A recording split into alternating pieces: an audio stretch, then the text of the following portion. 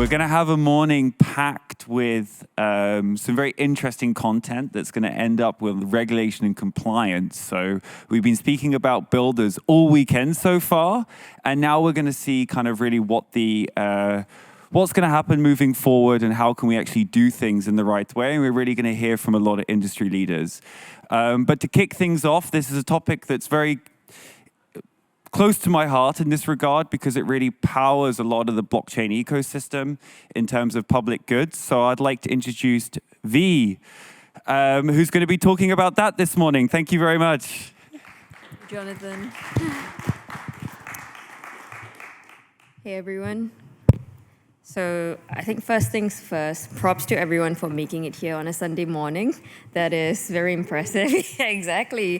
Treat yourself to a double shot espresso.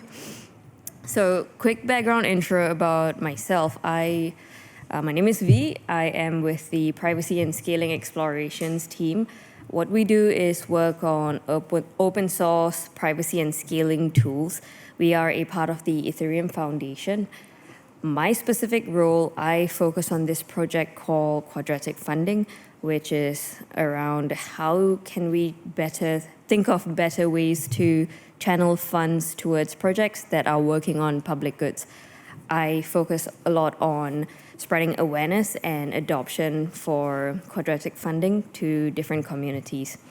And that would be the focus of my talk today, which is around rethinking the model for public goods fundings. We would take a look at what are public goods. We will look at how are they currently being funded. We'll focus on the different models, but we would focus specifically on quadratic funding. We will also look at, why should we even consider quadratic funding? Why should everyone here be bothered about it at all? And how can we be more involved in participating?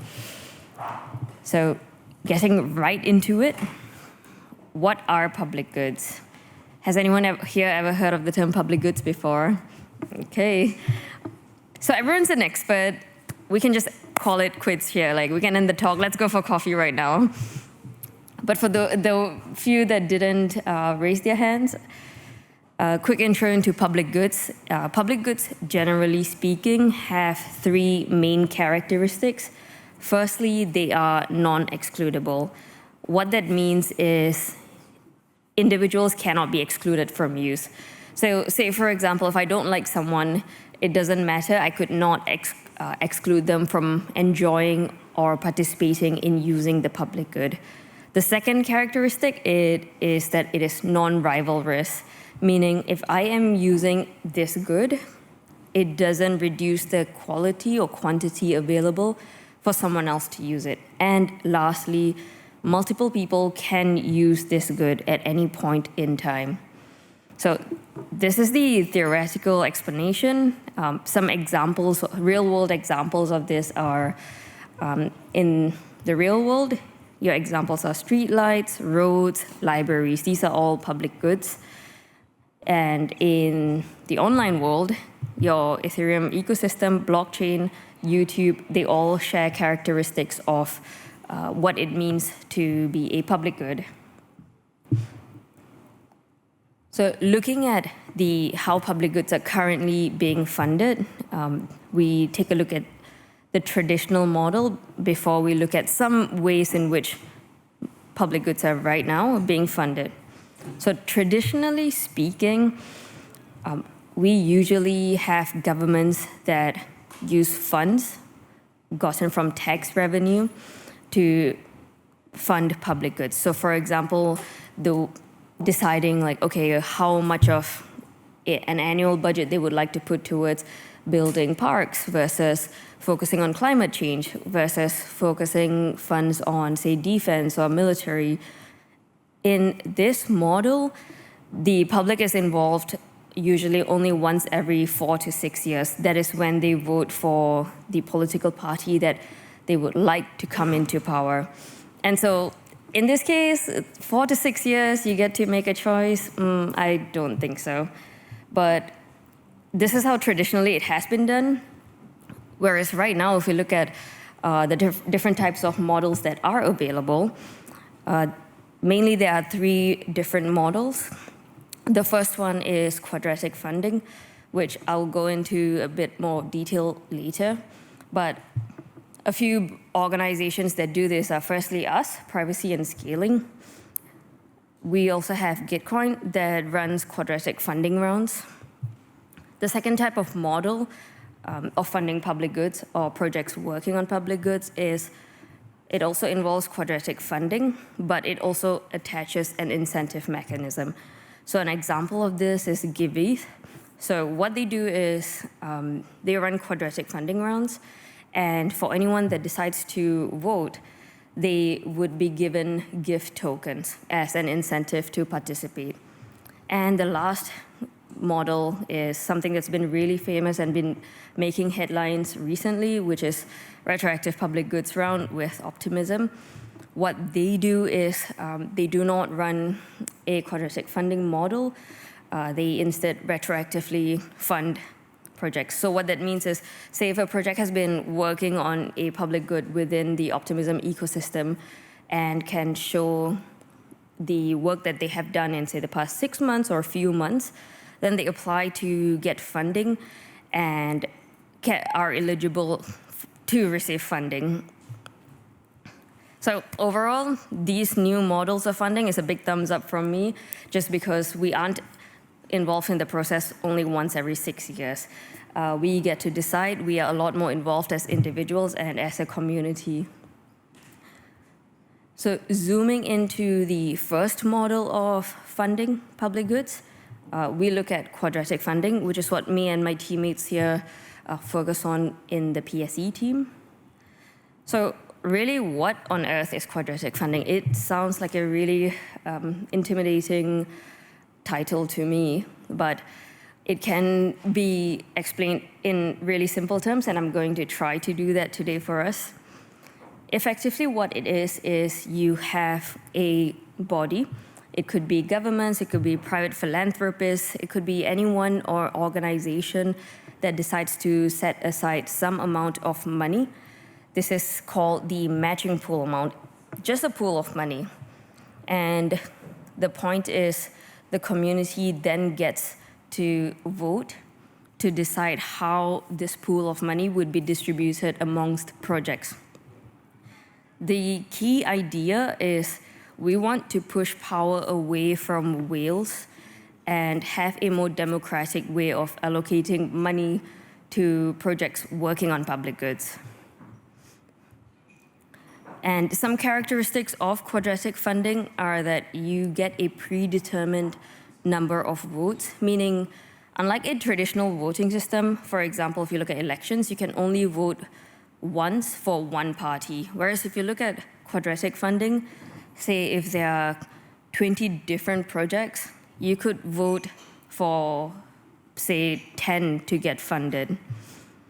You can distribute it amongst multiple projects. It is an extremely decentralized way of voting.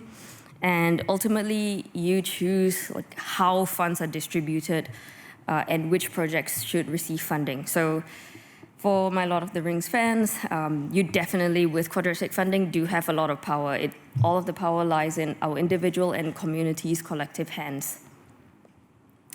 And of course, I cannot come to a privacy-related conference and not talk about privacy. So what about privacy? Like, if you look at how some other organizations currently run funding rounds, say, for example, Optimism or Gitcoin, the one challenge is that people can see how you voted. Like they can find out, like, okay, yes, you voted, and how you allocated your votes towards which projects.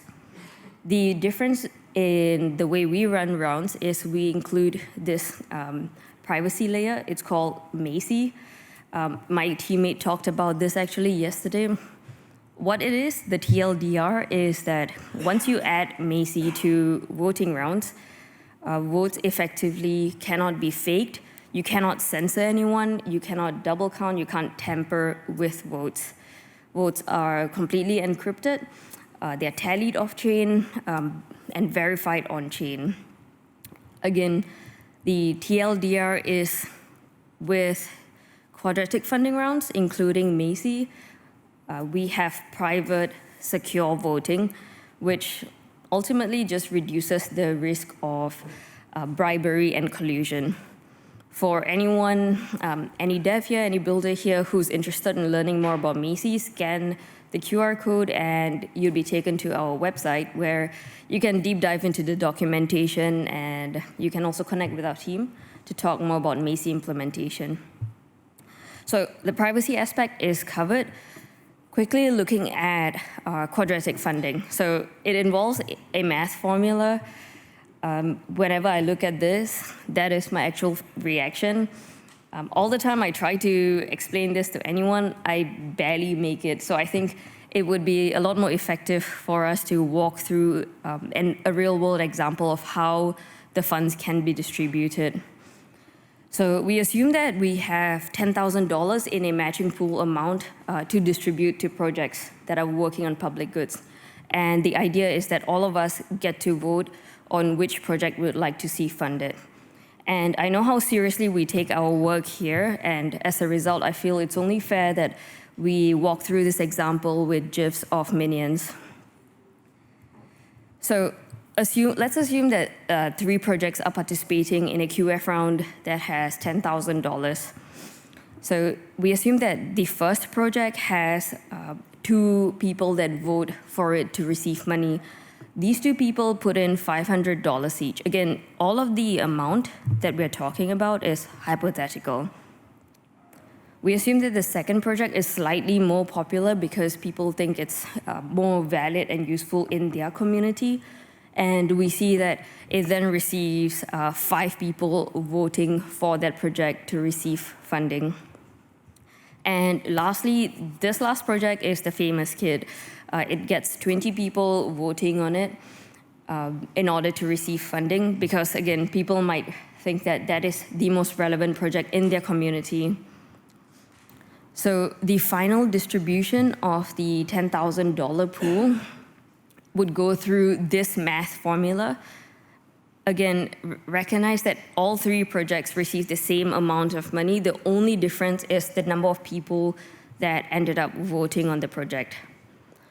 So how the $10,000 gets distributed is, if you look at it, the first project, which had the least number of voters, ends up receiving only $740 out of 10,000. The second project receives a bit more, close to 2K out of the 10K. And the very last project ends up receiving the most amount of money, which is about 7.5K. So what does that example even mean? Like, why quadratic funding? If you notice, the last project ends up receiving the most amount of funding. So a few key takeaways is that it doesn't matter if you have whales backing one project. The upside of quadratic funding is that the more people or members of a community think that project is relevant and important, the more they would vote for it, and as a result, that project would receive more funding. It acts as a form of signal to people in power, to communities, to project owners in terms of what the community thinks is important. It then also is, most importantly, powered by the community. Unfortunately, if you look at a lot of elections in different countries, I think there's a lot of people that feel jaded because they feel that they do not have the power to influence and that their vote doesn't make a difference. Whereas if you look at quadratic funding, every single vote counts, and your vote is so impactful that it ends up fostering more accountability and community involvement. And last but not least is that every cent counts. The entire idea is it doesn't matter how much one person puts in towards a project funding, it matters more how many people end up signaling and voting for a project. So, okay, great, this concept is great, but what's in it for us? Like, why should any of us even consider participating? I guess the key reason is because all of us here have used a public good at any point in time in our life, one time or the other. We would have all walked down the roads, enjoyed streetlights, enjoyed parks, even walking to ETHDam. If you enjoy the greenery, that is you enjoying in a public good. We would all also, in one way or another, be contributing to the Ethereum ecosystem, and which is also a type of public good. And so if we have all participated in this, the key reason you should focus on participating in QF is because when you participate and you vote for your favorite project that is building a public good, that would channel funds towards this project, which would help the project get funding and ensure they can continue doing the good work that they're doing. So the key reason is all of this power is in all of our individual and collective hands to ensure that projects continue to receive funding. And as a quick recap for those that weren't here last year, we did run a QF round last year as well, which was really cool. It involved projects that came out of the hackathon. There was $15,000 distributed to 23 different projects. And so, key question, how do you participate in QF? Well, if you scan this QR code, it would take you to an application form. So this year, we are also running a QF round with $15,000 to be distributed again to hackathon projects. The voting period starts from tomorrow and runs all the way to next Wednesday inclusive. The entire idea is you look through hackathon projects and you can allocate and vote for multiple projects that you would like to see receive funding. Voting is a one-time process. This QR code would take you to a Google application form. The entire reason for this application form is firstly, the ETHDam organizers, CryptoCanal, they would be collecting your ETH addresses, whichever one that you're comfortable with giving. But the purpose of that is so that they can airdrop gas tokens to cover your gas fees when you are voting. So that's the only reason they'll be collecting it. They would also be collecting your email address so that they can email you instructions on how to participate and how to vote. So scan this and you can vote. It's a one-time process, so definitely would encourage all of us here to vote. And last but not least, if you would like to connect with myself or my team, this is our Discord link. If you join us, you can talk to anyone from the PSE, or you could specifically join this channel so that if you have any questions about how to implement or any questions on quadratic funding, the privacy layer, we are here to help. Thank you so much, folks. Appreciate all of your time. Thank you so much for that. So if we can switch to the Slido, most people should know what to do at this point. So if you have any questions, please go to the Slido and ask away. I think one question I have for you while people do that, if you have any questions, is what do you think is going to happen? What's the future of public good funding? Jonathan, why are you asking me the most difficult question? Sorry. It's Sunday morning. That's a great question. Just looking at the current brands in the public good funding space, for example, we look at, say, Optimism, Gitcoin, they are doing really, really great work, though the question of how transparent would you want your votes to be is coming up at this, like currently. For example, with Optimism announcing bigger and bigger rounds, it comes to a point where the vote, or if you influence badge holders that are voting, that would end up benefiting some projects more than the other. So I do think that if they figure out how to add a layer of privacy so that people cannot show how they voted, would ideally be the way, because if someone's announcing $100 million round, then if I am a project, the temptation to have more people vote for me to channel funds to me is there. So to remove that temptation, I would say adding the layer of privacy. And do you think that, but when you add privacy, it's always the question of it's not publicly auditable very easily, where then, especially in crypto, there's a lot of, let's say lots of people colluding together to vote for a particular thing. So how do you think about how that intersects with privacy in that regard, and how can we find the right balance? Sorry, what was your first part? How people can maybe collude, or like the symbol resistance and stuff like this, right? All of that. If it's not publicly auditable where everyone can see how everyone voted, then maybe... Yeah. Are you asking, like, how could we ensure Sybil resistance but also prevent collusion? Yeah, I guess. I don't know. That's a good question. I mean, to be completely transparent and honest, I would say that this is something that is currently being worked on, but there isn't a perfect solution that exists. So, for example, like with quadratic funding rounds, you have some organizations like ClearFund that add mechanisms so that you can, for the Sybil resistance, but that by adding those layers, that it increases the difficulty of someone new to Web3 trying to understand. So it's like we're trying to find that right balance, but there's no perfect solution yet. It's just tinkering about still. That's fair. I think that's where I'm a fan of Gitcoin Passport in that regard. Exactly. Does anyone here have a Gitcoin Passport? 1, 2, 3, 4. Okay, 4. Everyone else, you know where to go. So we kind of covered the first one. Unless you have anything else you want to say about that? So Sybil resistance, some context for that is basically what it means is it is a mechanism just to prove that you are an actual person who's voting, not a bot.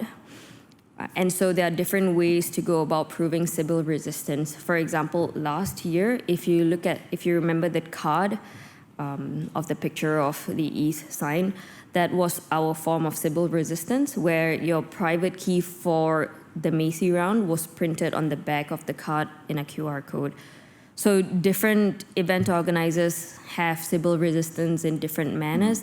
Sometimes it could be your NFT event ticket airdrop to your wallet. So that's how it's done in order to run QF rounds and prove that you are an actual human being. And when it comes to things like proof of personhood, like WorldCoin's the big one, has anyone done their orb? I personally haven't. One person right at the back in the dark, amazing. But integrating things like that, because there's a lot of solutions to maybe proof of personhood. So how do you also approach thinking of that? Exactly. Like right now, so for example, for this year's round, if you see, we are looking at gathering event attendees' ETH wallets to airdrop gas tokens. So it's still very much like we are trying to play with different methods because there isn't a perfect solution that's sticking, that is applicable for different communities yet. So still tinkering around with that. Cool. The second question here, can the funds in Retro PGF, I think that's how I say it, be distributed using QF as well? How is it currently being allocated? So RPGF rounds right now are not distributed via quadratic funding. They use another mechanism, and the term escapes me right now. I don't think we have enough time to cover all of it. But for the person who asked that question, I will be by the side here to walk you through how that's distributed. But in summary, no, it's not via that formula. Cool. And if you want to jump through these last two questions, we might as well. Yeah, absolutely. So it's a Gitcoin passport, not a BTC passport, GITCOIN. The Gitcoin passport is basically what I talked about in Sybil resistance, where it is just to prove that you are a human being. There would be certain verifications, for example, connecting your X account, connecting your GitHub account, voting in a round in order to prove that you're a real person. How can you get it? Just search Gitcoin passport, and the first link you get, you can start to apply for it. And oh, I think I just got rid of it, did I? Wait, hang on. thank you. Sorry. Someone that they asked, give a brief overview, privacy, scaling, and explorations. I think you should chat with V afterwards and can give you the maybe all the slides. They apologized for arriving late. Okay, well, thank you very much for coming today. Thank you, everyone. Thank you very much.